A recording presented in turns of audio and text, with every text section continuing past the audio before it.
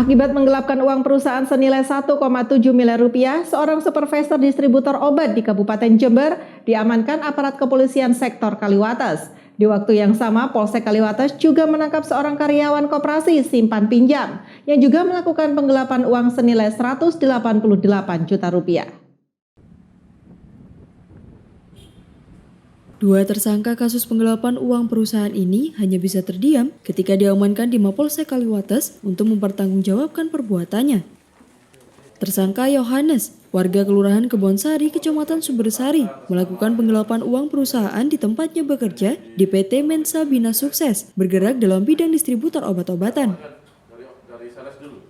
Tersangka yang menjabat sebagai supervisor menggelapkan uang perusahaan dengan modus membuat order fiktif barang perusahaan yang nilainya mencapai 1,7 miliar rupiah.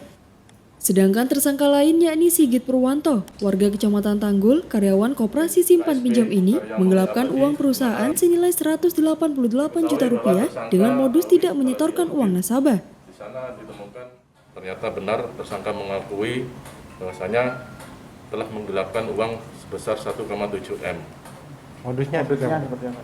Modusnya bahwasanya tersangka menyuruh salesnya untuk membuat order fiktif, kemudian order tersebut dimasukkan ke faktur milik PT MBS.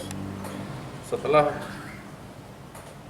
barang-barang dimasukkan, data barang-barang itu dimasukkan ke faktur, kemudian dimasukkan ke gudang, kemudian barang-barang dikeluarkan lewat gudang, namun pengeluaran barang tersebut sama tersangka dikawal sehingga tidak sampai ke outlet, ke toko-toko tidak sampai. Nah, kemudian diambil sama tersangka, kemudian dijual lagi ke orang lain. Dari tangan kedua tersangka menyita sejumlah barang bukti dokumen perusahaan seperti nota order fiktif dan bukti iuran nasabah KSP. Kamu pinjam KTP-nya, setelah itu uang cair.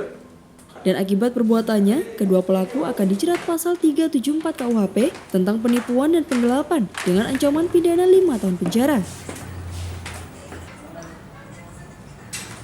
Dari Kaliwates, tim liputan mengabarkan untuk KJTV.